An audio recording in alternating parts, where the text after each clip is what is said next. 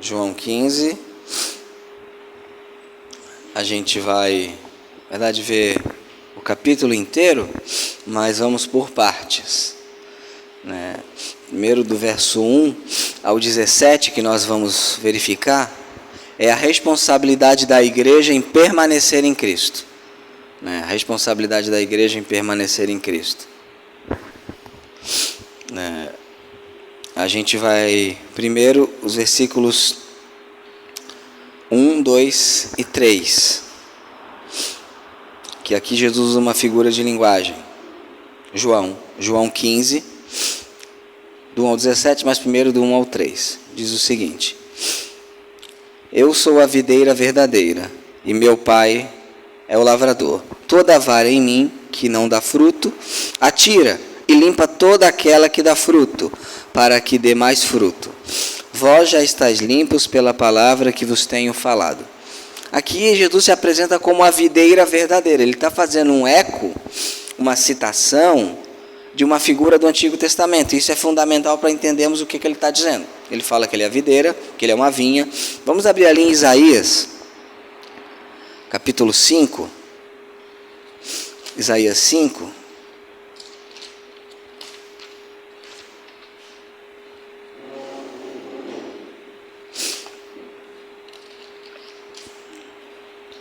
Diz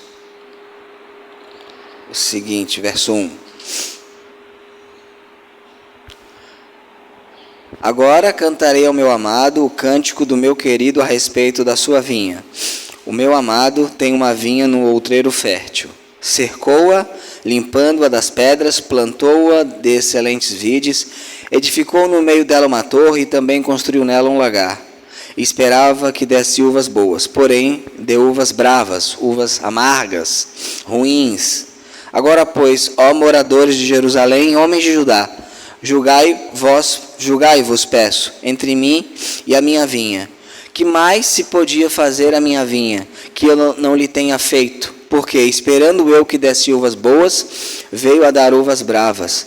Agora, pois vos farei saber o que eu hei de fazer à minha vinha. Tirarei a sua sebe, para que sirva de pasto. Derrubarei a sua parede, para que seja pisada. E a tornarei em deserto. Não será podada nem cavada, porém crescerão nela sarças e espinheiros, e as nuvens darei ordem que não derramem chuva sobre ela. Porque a vinha do Senhor dos Exércitos é a casa de Israel, e os homens de Judá são a planta de suas delícias. E esperou que exercesse juízo, e eis aqui opressão, justiça, eis aqui clamor. O que a Bíblia vai apresentar? Que no Antigo Testamento o próprio Israel era chamado de vinha do Senhor. Isso está em outros textos, como Jeremias 2, verso 21, ou Salmo 80, verso 8 ao 11. É uma figura muito clara. O que Jesus está dizendo? Olha, eu sou a videira verdadeira. Eu sou o Israel, eu sou um novo Israel. Eu sou Israel prometido, eu sou aquele que cumpre aquilo que Israel devia ser. Tanto é que lá em Isaías 49, 3, vamos abrir.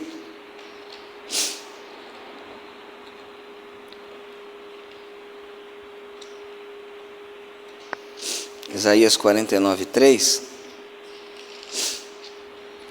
diz o seguinte: E me disse, falando do servo do Senhor, o Messias, tu és o meu servo, és o quê? Israel, aquele por quem hei de ser glorificado. Aqui que a gente observa então que Jesus é o verdadeiro Israel, por isso nós somos Israel de Deus, porque estamos ligados na videira. Então aqui o Senhor se apresenta como de fato aquele que é Israel. E Ele dá uma responsabilidade a nós, uma responsabilidade aos seus servos. Nós como igreja temos responsabilidade de ficarmos ligados na vinha, de ficarmos unidos à vinha, unidos a Jesus. Temos uma responsabilidade sinérgica. Ele fala aqui, toda vara em mim que não dá fruto, atira, e toda aquela que dá fruto, limpa para que dê mais fruto. E no verso 4 e 5 ele fala algo interessante, que mostra a nossa responsabilidade. Ele está em nós, mas também nós devemos estar aonde? Nele. Estai em mim e eu em vós. Como a vara de si mesma não pode dar fruto se não estiver na videira, assim também vós, se não estiveres em mim. Eu sou a videira, vós as varas. Quem está em mim e eu nele, esse dá muito fruto, porque sem mim nada podeis fazer. Aqui ele fala algo interessante, ó. Se vocês estiverem em mim e eu em vocês, vai acontecer algo interessante na vida de vocês. Vocês vão dar o quê? Muito fruto. Vocês não podem dar fruto se eu não estiver em vocês e vocês em mim. Eu sou a videira e vocês são a vara. Note sempre a expressão que no futuro vai ser importante. Vós, vós, vós. Ele vai usar o termo vós várias vezes. Vós, ou vocês, vocês, vocês, vocês. Vós. Então aqui ele fala que eu devo estar nele e ele em mim. Vamos abrir ali em Filipenses 2, 12 e 13. É muito comum, com o advento de uma valorização da teologia reformada, nós acharmos que Cristo vai lá, nos regenera, nos abençoa e a gente fica sentado sem fazer nada. Não é verdade. Né? Ali em Filipenses 2, 12 e 13, já que todos achem,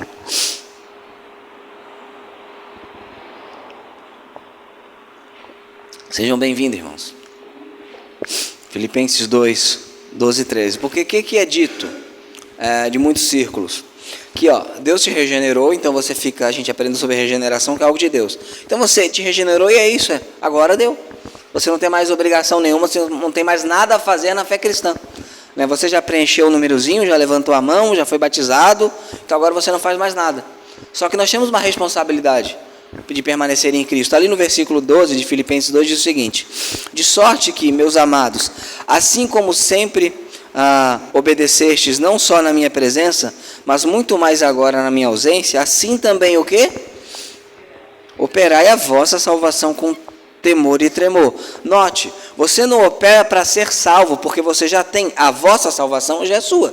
Só que você trabalha, você opera, você se esforça, né, para que você então possa ter uma vida com temor e tremor.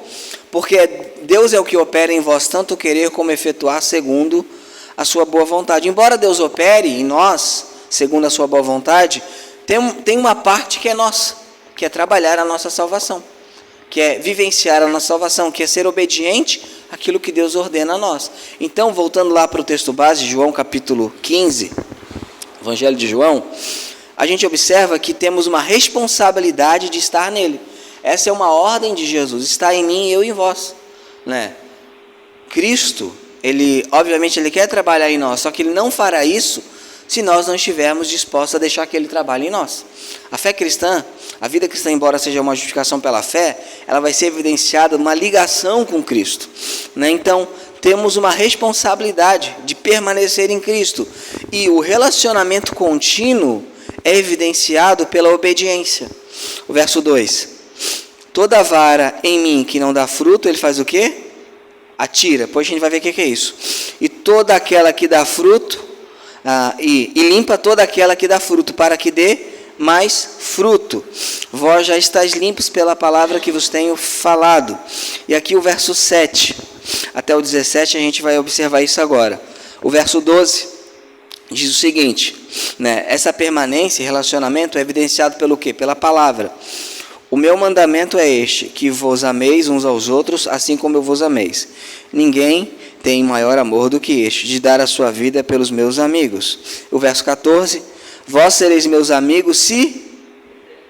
Então a gente observa aqui, como é que é esse relacionamento com Cristo, como é que é evidenciado? Se eu obedeço o mandamento dele, o mandamento de amar uns aos outros, se eu dou a vida, me disponho a dar a minha vida pelos outros, e aquela coisa, Jesus é meu amigo, eu tenho um relacionamento com Jesus.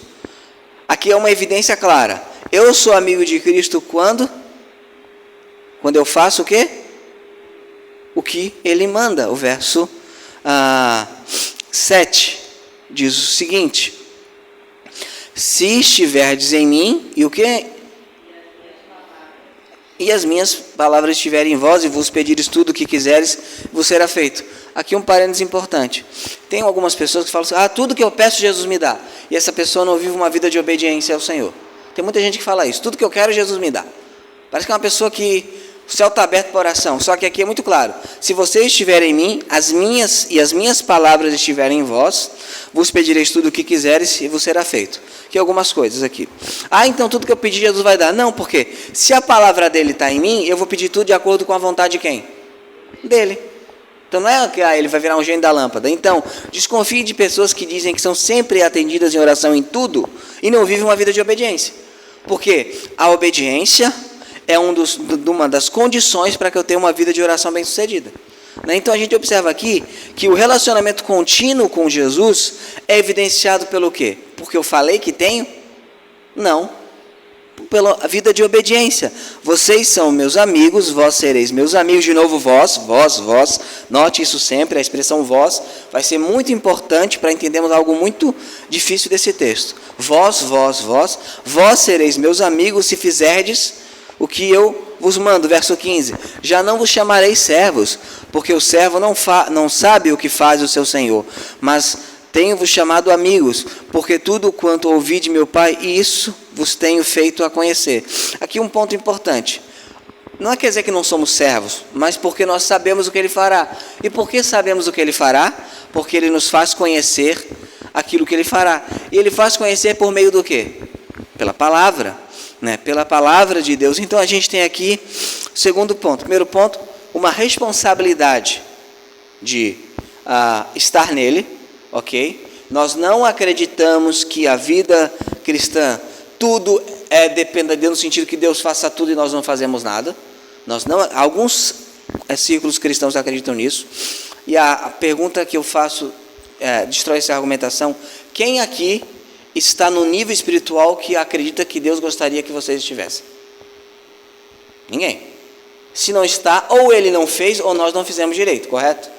Então, se Ele não erra, e quem sempre erra é nós, e nós não estamos como deveríamos estar, então existe uma parcela de responsabilidade da nossa parte, que é o que nós devemos fazer. Deus vai mover o universo para fazer aquilo que você não pode fazer. Ele não vai dar um passo para você fazer aquilo que você deve fazer na vida cristã.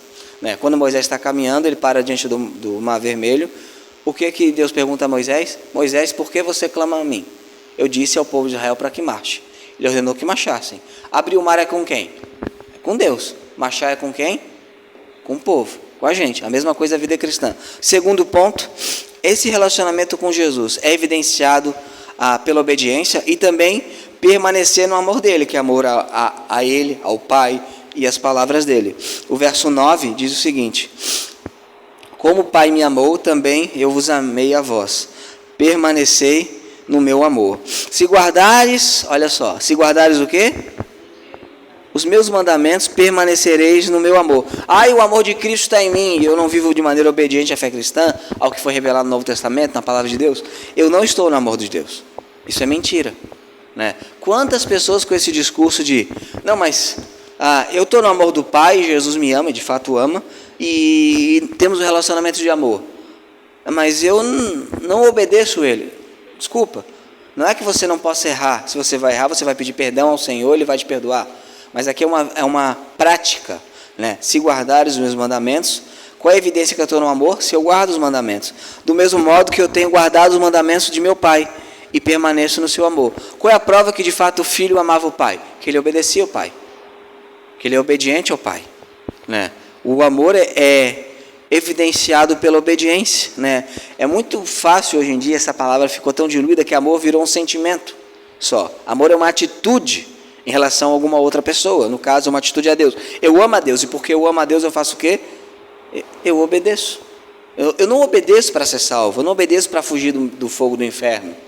Eu obedeço a Deus porque eu amo a Deus. Eu quero agradar a Deus, eu quero deixar Deus contente comigo. Eu quero que Deus se alegre em mim. Por isso que eu obedeço. Isso é permanecer no amor de Deus. Eu tenho um relacionamento de amor com Ele que é demonstrado por uma vida de obediência. Tenho-vos dito isso para que o meu gozo, a minha alegria permaneça em vós e o vosso gozo seja completo. Isto é, quando vocês me obedecerem por amor, vocês terão alegria completa. Vocês se alegrarão em mim. É isso que o Senhor está falando. O verso 17... isso vos mando, que vos ameis uns aos outros. E a gente tem que voltar aí para a lei. Como é que eu amo o meu próximo? Como é que eu amo a Deus? Como é que se ama a Deus? Primeiro ao quarto mandamento. Como é que eu amo o próximo? Do quinto ao 10º mandamento.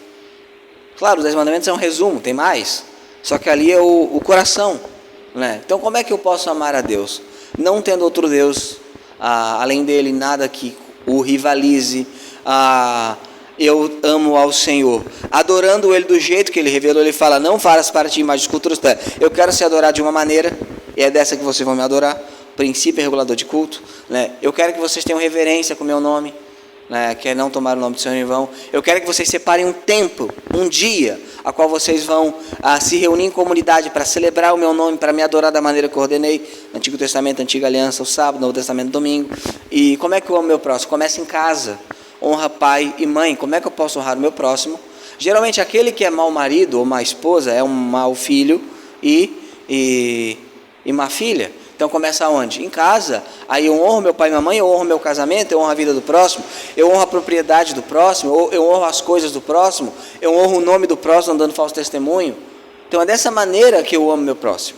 Não é uma coisa que a gente ficar sentindo. Não, tu não vai sentir isso pelo todo mundo que você vê na rua, né? Você não vai sentir nada. Você vai obedecer ao Senhor amando essas pessoas da maneira que Ele revelou. Então, primeiro ponto aqui, temos uma responsabilidade sinérgica em estar em Deus, evidenciar de maneira contínua o nosso relacionamento com Ele por meio da obediência. E temos um objetivo. Por que eu devo obedecer ao Senhor e permanecer nele? Temos um objetivo claro, verso 8. Nisto é glorificado meu Pai. Que o quê? E assim serei meus discípulos. Aqui, fruto aqui, é tanto uma vida de obediência expressa nos frutos do Espírito, ou no fruto do Espírito, quanto uma vida onde você vai testemunhar da fé cristã de maneira eficiente a outros. O verso 16, a pessoa adora a primeira parte e esquece da segunda. Não me escolhestes vós a mim, mas eu vos escolhi a vós. Aqui é a eleição. E vos nomeei, eu vos designei. Para quê? Para que vades e deis fruto. A eleição, a escolha de Deus, é para que nós possamos abençoar outros, para que nós venhamos a frutificar e para que nós venhamos a glorificar a Deus. Não é para você ficar dizendo: olha, eu sou eleito antes da fundação do mundo, eu sou a última bolacha do pacote, né? Eu sou o cara. Não, eu escolhi vocês para que vocês vão e deem fruto. E o vosso fruto o quê? Permaneça, a fim de que tudo quanto pedires em meu nome, tudo quanto em meu nome pedirdes ao Pai, Ele vô-lo conceda, né? Então, nós temos um objetivo. Quando o Senhor nos escolhe, o Senhor nos salva, é que nós venhamos a dar fruto. Agora, o verso 5 diz algo importante. E aqui a gente entra na parte espinhosa do texto. Eu sou a videira e vós as varas. Quem está em mim ou nele, esse. Há uma consequência. Se eu estou em Cristo e Ele em mim, o que acontece? Eu dou fruto, porque sem Ele nada eu posso fazer. Então aqui é uma afirmação de Cristo. Se eu estou em você e você está em mim, você vai dar fruto. Correto? Ponto. Agora, no verso 2, tem uma vara que não dá fruto, mas que está nele. Toda vara em mim que não dá fruto, atira. E há outro tipo de vara e limpa toda aquela que dá fruto, para que dê mais fruto. Aqui tem uma vara que está em Cristo que não dá fruto, e é retirada. Mas ele fala no verso 5 que toda vara que está nele, e ele nessa vara dá fruto. O verso 6. Se alguém não estiver em mim, será lançado fora como a vara, do verso 2. E secará, e colhem e lançam no fogo e ardem. Aqui temos um imbróglio. À primeira vista, esse texto parece que pede salvação, só que isso ia contrariar muitos outros textos. Muitos outros textos.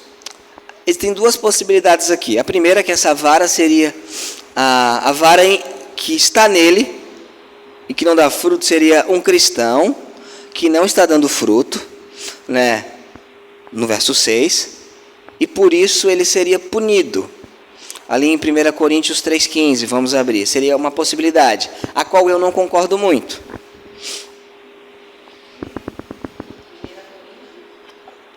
1 Coríntios 3,15. Seria o cristão inútil. É um pensamento talvez majoritário entre muitos batistas americanos. Um cristão inútil, Deus vai lá e Deus tira ele. Você está me dando trabalho, sai daqui.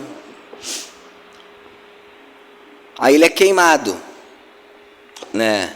Mas seria salvo. 1 Coríntios 13,15, o que diz o texto?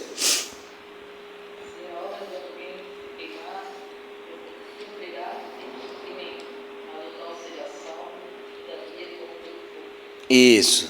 Seria um cristão que não dá. Eu não concordo muito com essa interpretação. Outro texto usado é 1 Coríntios 11, 30 a 31. Podem ler.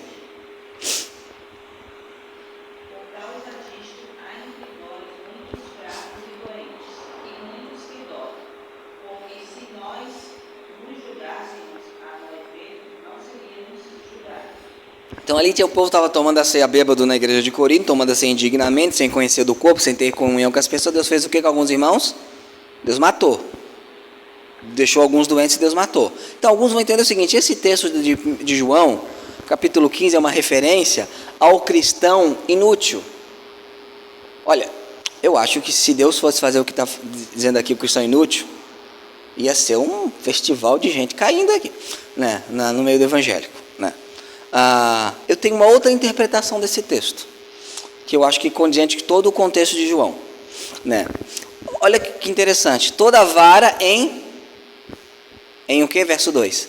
Em mim, que não dá fruto, atira. A vara está onde? Está em Cristo. Mas olha o verso 4.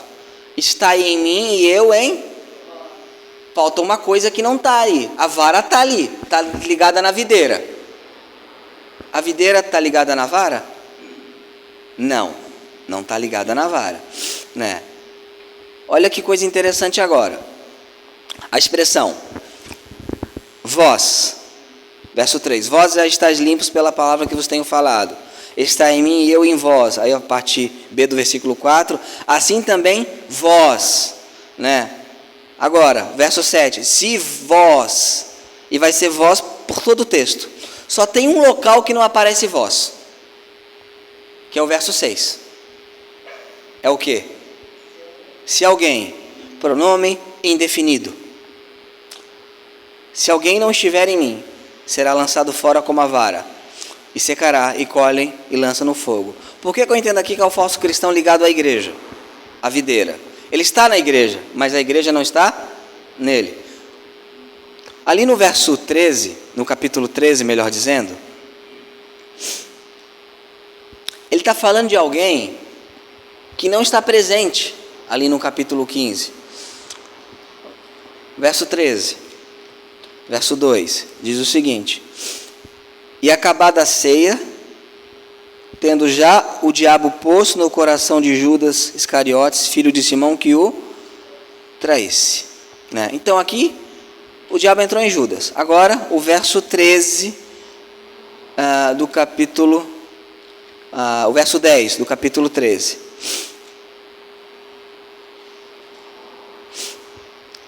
Diz o seguinte: disse-lhe Jesus: aquele que está lavado não necessita de lavar senão os pés, pois no mais todo está limpo. Ora, vós estáis, mas não, porque ele bem sabia quem o havia de trair, por isso disse: nem todos estão limpos. Agora, voltando para o verso 3 do capítulo 15, ele falou para os discípulos o quê? Vós já estáis limpos, mas nem... Então alguém ali não estava limpo, correto? O verso 3 do capítulo 15: vós já estáis limpos pela palavra que vos tenho falado. Aqui ele afirma que todos esses que estão ouvindo os discípulos estão limpos, mas lá tinha um que não estava, correto? Agora vamos para o versículo 31 do capítulo 13.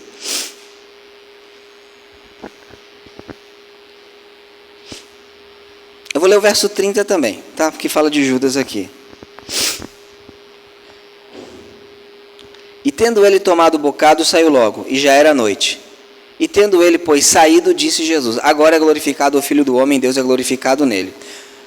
Depois disso, Judas só vai aparecer lá quando Jesus vai ser preso. Todo esse discurso depois, Judas não está presente. Por isso que Jesus está falando, vós, vós, vós, vós, vós, vós, vós. E quando ele fala de Judas, ele fala de, como é que ele fala? Se alguém. É uma vara que está em Cristo, mas Cristo está nele? Não. Quem é que está nessa vara? O diabo, que entrou no coração. Então todo o contexto me leva a crer que o verso 2, essa vara que é tirada, né, que não dá fruto, que é Judas, infrutífero.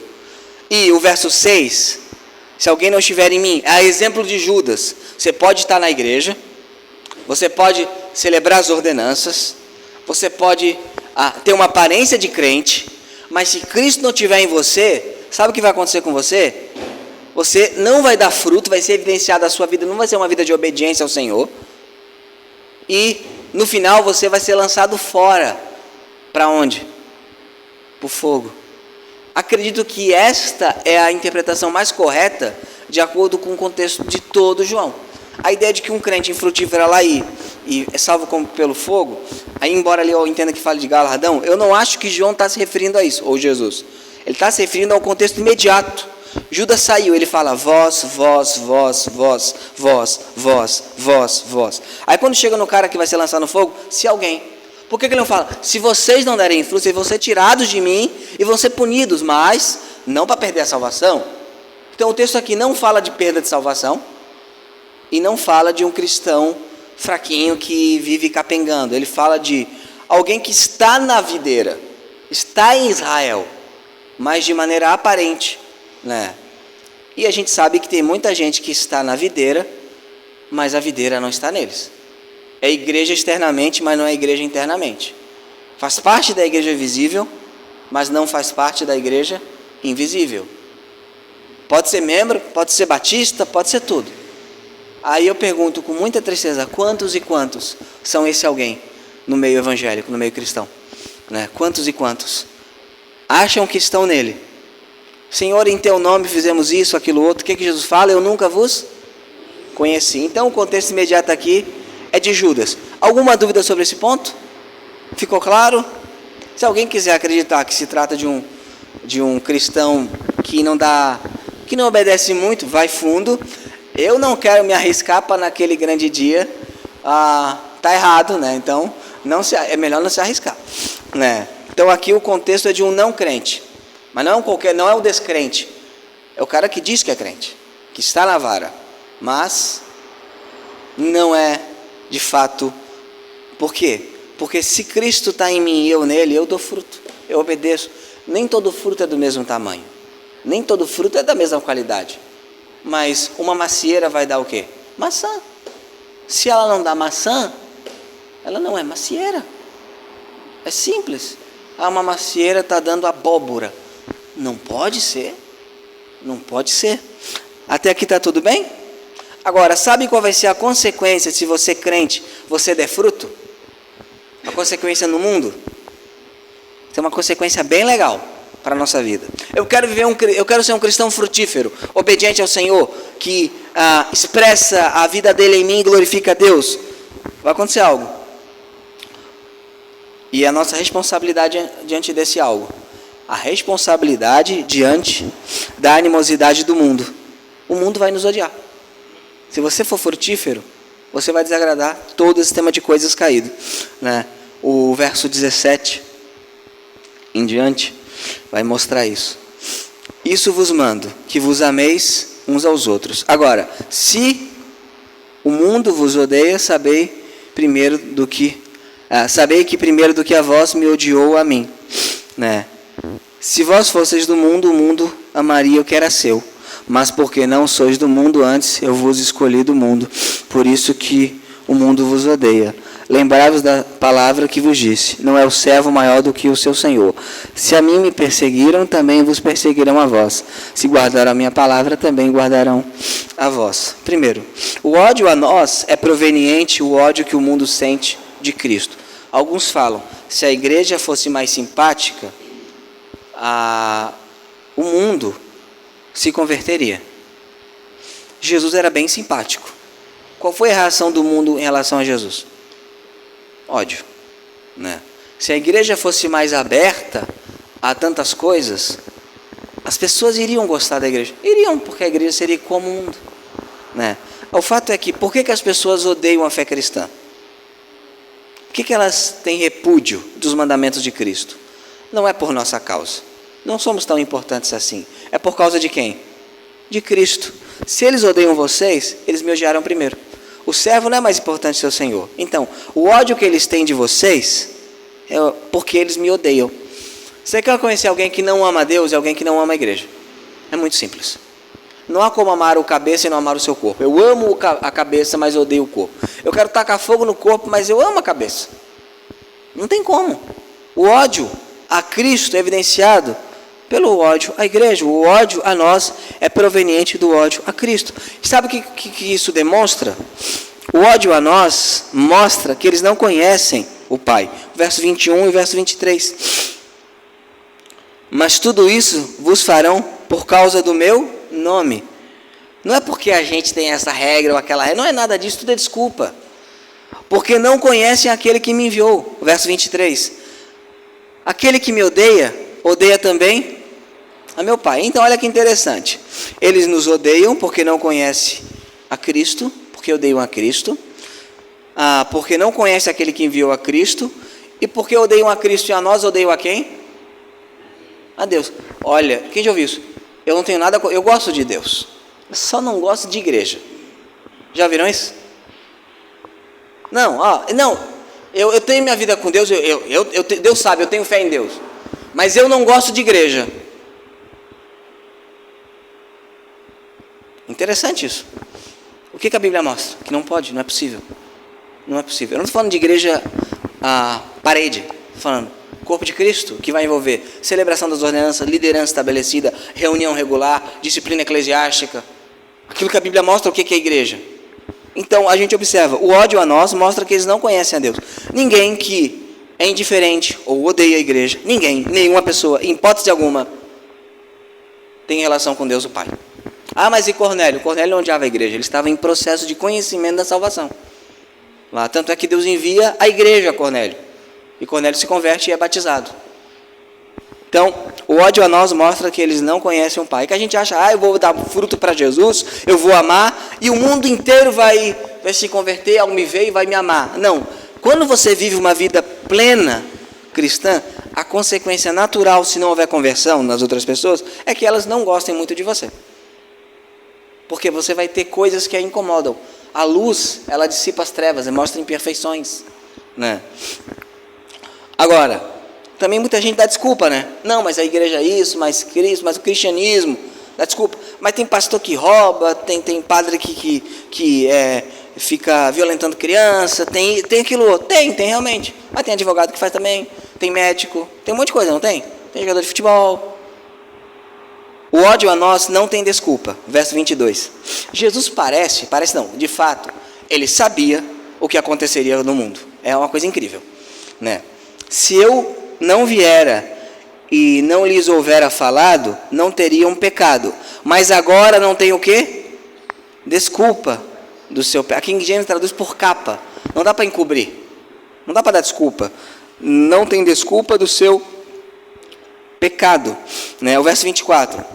Se eu entre eles não fizesse tais obras, quais nenhum outro tem feito, não teriam pecado. Mas agora viram-nas e me odiaram a mim e a meu Pai. Mas para que se cumpra a palavra que está escrita na sua lei, odiaram-me o quê? Sem causa. Quais são as causas que essa sociedade tem aversão à igreja? Não precisa de causa.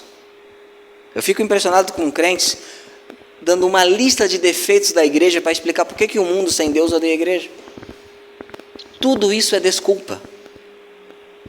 Tudo isso é desculpa. Uma pessoa pode até ficar ferida com a igreja por um tempo, pode, mas se ela for obediente à palavra de Deus, ela vai ver a necessidade de congregar, de estar em reunião com o povo de Deus, a necessidade de servir ao Senhor através da igreja, né? Claro, existem muitas igrejas ruins, só que a maioria das pessoas que fala que as igrejas são ruins, quando encontram uma igreja boa, sabe o que acontece? Não vão, porque a questão não é a igreja. Eles me odiaram sem causa. Então, aqui Jesus desmascara, sabe o quê? Uma desculpa pós-moderna. O cristianismo não é impactante, porque ele não fala mais às pessoas e ele tem muitos defeitos. Ora, tinha um grupo de 12, vamos supor, tem uma igreja de um pastor e mais 12 pessoas. Aí nessa igreja de 12 pessoas, o tesoureiro é ladrão. O tesoureiro é ladrão. E quando esse pastor injustamente foi pego, o diácono negou ele 3 vezes E o tesoureiro, que é ladrão, vendeu esse pastor e denunciou ele. E os outros fugiram todos. É uma boa igreja ou uma má igreja? E de que igreja eu estou falando? Um pastor que é preso, que é vendido, o diácono, entre aspas, que nega ele. Estou falando de que grupo? Jesus e os apóstolos. Olha que coisa ruim, né? Mas Jesus estava lá. Então não adianta falar, porque tem aquilo aqui é ruim. Sempre houve carnalidade, sempre houve falhas humanas. E Jesus fala que isso é desculpa? Não, não é desculpa. Não tem desculpa. Então, o ódio que eles têm pela igreja, a indiferença que eles têm pela igreja, de acordo com Deus, é o quê? Indesculpável. Não tem desculpa. Ai, Senhor, mas olha, eu achei que o pessoal era muito ruinzinho, esses crentes. Jesus vai falar, tu é melhor do que eles? Vem cá, deixa eu pegar aqui na tela 1 milhão de polegadas do dia do juízo. É uma metáfora, não vai ter isso, né? Uma tela de 1 milhão de polegadas. E vamos ver se você era tão melhor do que eles. Por isso eu gosto da frase do John MacArthur. Ele fala o seguinte: muitas pessoas dizem, eu não vou à igreja porque existem muitos hipócritas. Aí ele fala, venha, temos lugar para mais um. Né? Porque é isso, as pessoas usam como desculpa. E, para encerrar, alguma dúvida até aqui? Então, se você vê alguém dando 1 zilhão de desculpa, saiba que no fundo não é desculpa, não tem desculpa. É o coração que não quer submeter a fé cristã a uma vida de obediência a Jesus. É só isso. Ele pode falar daquelas seitas neopentecostais que arrancam o dinheiro do povo, pode falar de um monte de escândalo, pode falar da bancada evangélica, pode falar de tudo. No fundo, sabe o que é? Eu vou usar tudo isso como desculpa para não servir a Deus. Porque se não tivesse nenhum desses escândalos, sabe o que aconteceria? Também não estariam. É isso. Né? Agora, o ódio a nós os cegaram. O verso 1 do capítulo 16. Por isso que eu não gosto muito quando vai por aqueles subtítulos, porque o assunto termina no verso 3 do capítulo 16 e não no verso 27. Tenho-vos dito estas coisas para que não vos escandalizeis. Não fiquem escandalizados, não tropecem, não abandonem a fé porque vocês vão ver as pessoas nos odiando. Não façam isso. Expulsar-vos-ão das sinagogas, vem mesma hora em que qualquer que vos matar cuidará fazer um serviço a Deus. Isso vos farão porque não conhecem ao Pai nem a mim. O ódio a nós cegam as pessoas. Alguns até acham, realmente, que estão fazendo a vontade de Deus. Né? Muita gente mata os crentes, expulsa os crentes das sinagogas, aqui uma perseguição judaica, e eles acham que nos matar, nos ofender, nos caluniar, é fazer um serviço para o bem. Né? A igreja impede que as pessoas cheguem a Deus. Eles acham isso. Matam a reputação da igreja. Eles acham que estão fazendo um serviço para Deus. Isso também não é desculpa. Por quê? E vos farão isso, por que vão fazer isso? Verso 3. Porque conhecem a Deus? Porque não conhecem. Então, toda ação contra a igreja, toda ação que tem a igreja como inimiga, mesmo que a pessoa ache que está fazendo para Deus, quer ver um exemplo? Paulo fazia o quê? O que Deus fazia? Paulo. O que Deus falou para Paulo? Jesus, Paulo, por que você está me perseguindo? Paulo estava perseguindo a quem? Aos crentes, mas Jesus fala que está perseguindo a quem? A mim. Né? Então a gente observa aqui que o ódio que eles têm, cegaram eles, mas também não são desculpáveis. Cegaram por causa do ódio. Né? Não ficaram cegos e então tiveram ódio. A falta de desejo de buscar o Senhor, de obedecer ao Senhor, os fez ficar cego e não gostarem das coisas de Deus. Então o que a gente tem aqui? Temos duas responsabilidades nesse texto aqui. Né? E Jesus aqui, ele está se encaminhando, né, para a sua morte. Aí ele vai dar, na IBD que a gente vê, ele vai falar do Espírito Santo como Consolador, né? Ele vai orar por nós, e Judas não está aqui em nenhum momento. Judas só volta no capítulo 18. Então ele está preparando os discípulos para aquilo que vai vir, que é a sua prisão, que é a sua morte, a sua ressurreição, e a vida com o Espírito Santo sem Jesus presente. Ele dá esse alerta, quando vocês vão dar fruto, porque estão em mim, quando vocês derem muito fruto, quando vocês forem crentes obedientes, não achem que vocês serão aplaudidos. Vocês não serão aplaudidos. Vocês vão ser chamados de fanáticos, que levam isso, negócio de Deus, muito a sério. Mas falava para o Leonardo Ravenhill, Leonardo, você leva muito a sério as coisas de Deus, as coisas do reino. Aí ele falou, que bom, porque eu acho que quando chegar o dia do juízo, O Senhor não vai falar assim para mim: nossa, Leandro, como você me levou a sério, não precisava tanto, né? Pelo contrário, vai ser elogiado. Então é isso que a gente vai escutar, porque a consequência de ver uma vida obediente ao Senhor é exatamente isso. E para fechar, alguém ficou em dúvida sobre a vara que não dá fruto, que está em Cristo, mas Cristo não está nela? Tranquilo? Se alguém quiser testar para ver se é só um crente que é desobediente, vai fundo. Eu aconselho a não arriscar, né? Eu aconselho a não, porque vai que a interpretação esteja errada. Porque veja bem, se a interpretação do que ali é um crente infrutífero, que está tudo bem, no final ele se salva, tiver certa, legal. Você vê uma vida frutífera aqui e não precisa disso. Se tiver errada, então aí é pior, né? Então é melhor não arriscar, né? Então vamos ficar em pé e vamos orar ao Senhor e pedir que o Senhor nos abençoe e que nós sejamos crentes frutíferos. Você tem uma responsabilidade diante de Deus: dar fruto. Deus requer que você dê fruto, né? Deus requer que você seja um cristão frutífero. E como consequência disso, vai ter muitas pessoas que vão criticar você. Vai acontecer. Mas não se preocupe. Elas estão criticando você não é porque você é especial. É porque elas odeiam a Cristo. É elas e Cristo, não é elas e você. Então vamos orar. Senhor Deus e Pai, nós te louvamos, Senhor, pela tua graça, pelo teu amor e pela tua misericórdia, Senhor. Pedimos, Pai, que tu, Deus, possa falar, Senhor, ao nosso coração, Pai, nesta manhã, mediante a tua palavra, e que possamos, Senhor, sermos cristãos frutíferos, cristãos, Senhor, que de fato busquem te honrar, Deus. E se no meio do caminho algumas pessoas nos odiarem o teu povo, que o Senhor tenha misericórdia delas e que elas venham conhecer a Deus o Pai por meio de Jesus, Senhor. Abençoa a tua igreja, abençoa a reunião, o culto público logo mais à noite, que possamos, Senhor, aprender cada dia mais de ti. Essa é a nossa oração, em nome de Jesus. Amém.